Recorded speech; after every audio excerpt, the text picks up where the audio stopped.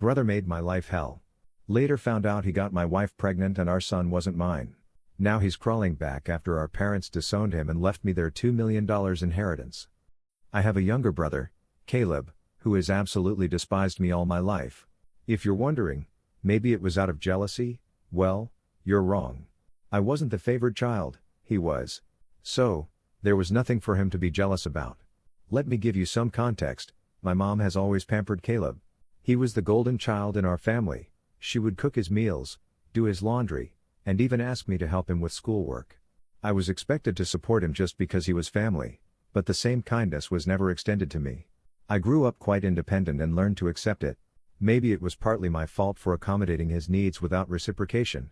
He never helped me when I needed it, only reaching out when he wanted something. I was a quiet, introverted kid who loved to study and keep to myself, while he was just like our dad, rough and loud. I tend to be straightforward and honest, not sugarcoating things, just saying it as it is. I believe my mother might have developed some negative perception of me because of my childhood. Meanwhile, he was everyone's favorite in the family. I didn't mind that. The real trouble started when he found ways to bully or mock me for being different.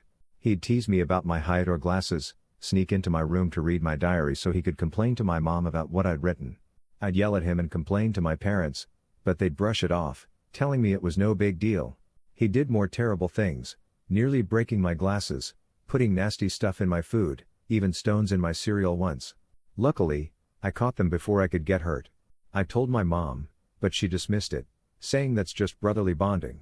When we fought, Caleb would insult me intentionally, focusing on my insecurities.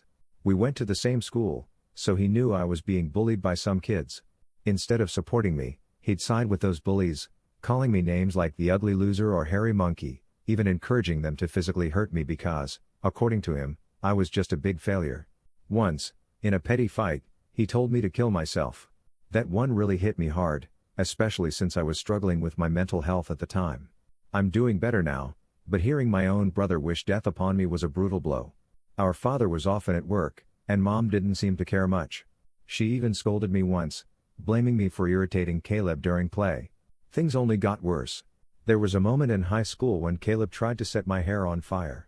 Shockingly, mom sided with him, insisting he was just playing. I couldn't believe it. Who does that? Fortunately, Dad finally stepped in, threatened to call the police, and made clear that enough was enough. That was a turning point. Dad told Caleb that he had serious issues and needed to start respecting his older brother. Later, Dad came into my room and spoke to me. I'd never expected him to support me because he'd always said Caleb and I were similar. But he told me he'd waited for years, thinking Caleb was just immature, but now he saw Caleb was turning into a bully. Hearing that, I felt so validated I almost cried. I told Dad everything Caleb had done over the years, even about the school bullying. He was shocked by how much I'd endured. The next day, he went to the principal to warn the bullies about severe consequences if they continued. Later that evening, Dad enrolled me in MMA classes at a local gym. He told me I needed to man up and stand up to bullies. Honestly, as a nerdy kid trying to learn how to fight, I probably looked ridiculous. But I was focused, dedicating time to studying, working out daily, and attending MMA. It changed my life and my physique. One day, Caleb was at it again. This time, he stole my pocket money, which I'd been saving from chores. I caught him just as he was about to leave with his friends. I told him firmly to give me back my money, knowing stealing was wrong. He snickered and taunted me, saying I'd just run to Dad for help. Something came over me, and I punched him hard in the face. He fell back, stunned, and I took my money from his pocket, then threw him to the ground. Caleb started crying loudly, like a baby. It was almost comical to see a teenage boy bawling on the floor. My mother came rushing out, hearing her baby boy was hurt. When she saw I'd fought with Caleb, she was surprised and immediately started to reprimand me. She said I should be teaching Caleb better. Caleb seemed to be enjoying seeing me get scolded. She also complained to Dad about how I had thrashed Caleb and that I needed to be controlled. Dad asked us both to explain. I told him Caleb had stolen my hard-earned money, which I'd saved up. Caleb tried to justify it, saying he needed the money for a date and that I should help him as his brother. Dad told Caleb he was lucky I only punched him, anyone else would have called the police. He then explained that Caleb had no right to take others' things without permission. Caleb didn't like that and threw a tantrum, probably hoping Mom would take his side. But Dad stayed firm. When Caleb realized I wasn't going to get punished, He yelled he hated me and ran into his room, locking the door. After that, Caleb kept his distance. He finally understood he couldn't bully me anymore, and even Dad wasn't supporting his antics. For the first time in years, I felt like we were equals. Even though he couldn't physically hurt me anymore, he'd still say nasty things when he thought our parents weren't around, calling me a nerd or a loser under his breath. If he wanted to say something to me directly, it was only through Mom, who'd then relay the message. I'd ask her why Caleb couldn't just speak to me himself, but she'd tell me to be more understanding. I had no idea if this was just puberty or if he truly hated me. I used to brush it off, but over time, I just wanted to leave home to get away from him. I'd ask Mom repeatedly to mediate a conversation for us, but she always refused, saying she didn't want to get involved. I even asked why he treated me that way, but she dismissed me. Eventually, I left for university, my dream school, with a scholarship because I was top of my class. My dad threw a celebration, and my mom seemed proud. But Caleb stayed distant, barely acknowledging my achievements. The day I left was a mix of excitement and relief, finally escaping that toxic environment. At university, I felt liberated. I made new friends, enjoyed classes, and started building my own life, away from the oppressive atmosphere I'd grown up in. The constant fear of Caleb's verbal attacks was gone. I felt a new sense of peace. I even started dating Karen, a girl I met at a frat party in our second year. We clicked immediately. Coming from a religious family, having kids outside marriage was frowned upon, but we found out she was pregnant during our final year, which led us to marry right after graduation. Our wedding was small but peaceful, and both our parents were happy. I believed she was the love of my life. I always wanted one woman, one lifelong partner. Despite women trying to flirt with me over the years, I never pursued anyone else. I was content in my marriage. Karen was my dream girl, and I had no intention of hurting her. But over time, I uncovered 2 instances of infidelity. The first was an on and off affair with a married coworker that lasted a few years, and the second was a fling with an ex from high school during her family visits. Looking back, I admit, I was foolish. I chose to forgive her after each breach, not wanting to raise my child in a broken home. I believed we could get past it. We were young when the coworker's situation happened, so I chalked it up to youthful mistake-making. Things seemed okay for a while, though I could never fully trust her. I pushed my doubts aside, thinking forgiveness meant starting anew. 4 years after her second affair, I believed I'd made the right choice. Karen seemed different, happier. We even had future plans.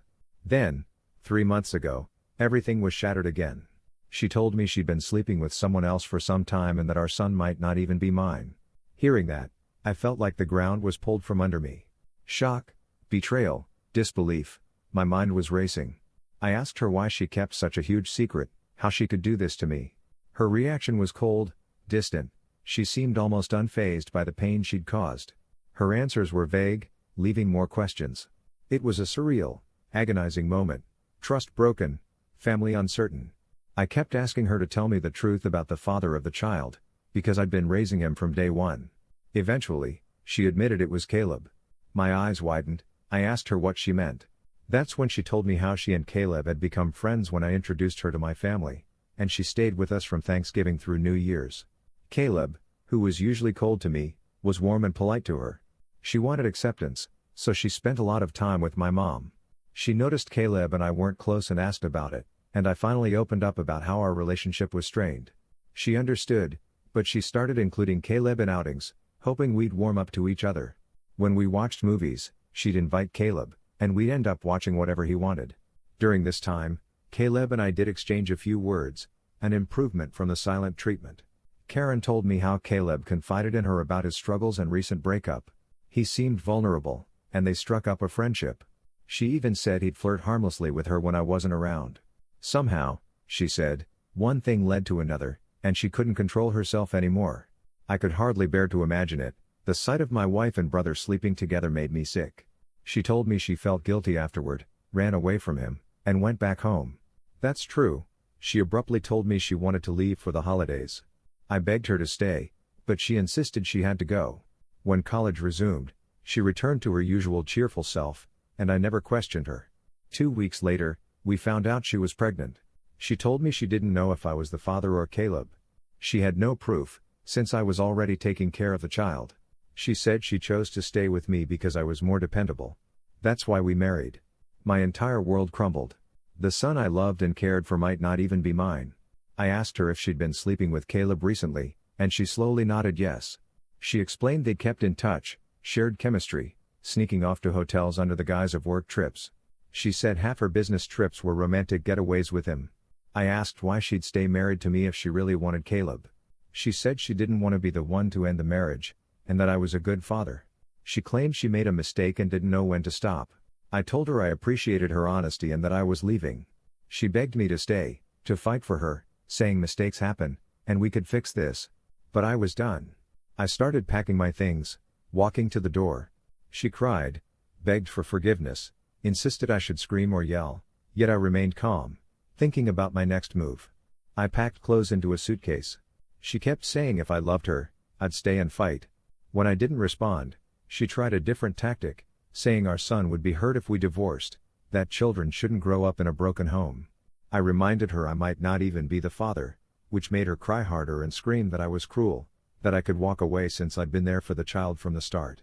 It seemed she believed nothing could break us apart. Maybe I let too much slide in the past. I loved her, but it felt more like I loved the idea of our family, our son, the years together. Karen kept insisting we could still work things out, but I didn't believe her. Trust was shattered, her words felt hollow. No matter what, I couldn't forget she'd slept with my brother. I believe people can make mistakes and be forgiven, everyone's flawed. But this crossed a line. I told her I was leaving her crying on the doorstep and checked into a hotel. The next day, I went straight to my parents and revealed everything, her affair with Caleb, how they'd been hiding it for years. Their faces were stunned. My mother, true to her nature, tried to defend Caleb, claiming he'd never do such a thing to his own brother. But I insisted, asked them to stay silent, and called Caleb myself. I told Caleb everything, his affair with Karen, the truth he'd been hiding. At first, he denied it, refused to accept it, blaming Karen's character. He boasted about being better looking than me. I cut him off, told him I'd expose him publicly. He mocked me, said no one would believe me, that he was the golden child. I scoffed, thanked him for confirming the truth. Then, the moment our parents heard everything, Caleb went quiet, trying to save face. He started stumbling over his words, attempting to justify himself, blaming everyone else, especially Karen. My mother, who once protected him fiercely, now looked disappointed and angry. In that tense moment, I felt a strange sense of vindication. Years of Caleb's torment, and now the truth was out. He was the one exposed. As his words faltered, my father, usually reserved, couldn't hide his disappointment. He asked me to hand him the phone. He then tore into Caleb, his tone heavy with contempt. What you did isn't just a betrayal of your brother, it's a betrayal of this family. You slept with your brother's wife, and you kept doing it after they married. Your actions have consequences, and they've irreparably damaged the trust we had in you. I raised you both to value loyalty and decency. What you've shown today goes against everything I tried to teach you. He paused, letting his words sink in. Disregarding your brother's feelings, disrespecting his marriage, this is unacceptable. You've hurt him and tarnished the bonds that hold us together as a family. He looked at Caleb with disappointment. I blame myself and your mom for what you've become. But from now on, I'm cutting you off. No more college funds, no more support. You're on your own for your education and your lifestyle. Sleep with married women? Fine. Let's see how you manage without my money. I remained calm throughout. Watching my dad lay down the law was the ultimate vindication. Caleb kept trying to justify himself, but my father swiftly ended the call. My mother came over, hugged me tightly. It had been a long time since we shared that kind of moment. In that embrace, there was unspoken understanding. She apologized for not believing me before. I realized that, at 14, I never imagined I'd be vindicated and embraced by my own mother for telling the truth. Afterward, Dad helped me find a good lawyer to divorce Karen. She and her lawyer tried to fight dirty, asking for alimony because I earned more. Luckily, her affair worked against her. We also did a paternity test on the baby, confirming Caleb was the father. That hurt, even more than Karen's betrayal, because I loved that child. But I had to be strong. Despite everything, Karen begged me to keep visiting the boy, claiming he shouldn't suffer for her mistakes. But I couldn't bear to see him. He reminded me of Caleb, and I hated it. After the divorce was finalized, I moved into my own place, a surreal feeling, living alone after so many years of marriage. I adapted quickly, and honestly, I loved it. 2 weeks ago, my dad called to tell me he was reconsidering his will, since he no longer wanted Caleb to get anything. He's extremely stubborn, made up his mind he wanted nothing to do with Caleb. Caleb tried to reach out, begged for forgiveness, even showed up at our parents' door, but they wouldn't let him in. My mom, who usually caves into Caleb's tantrums, seems to be done with him. The last I heard, Caleb's struggling, dropped out of college because he couldn't pay his fees, is living with Karen, working part-time as a mechanic.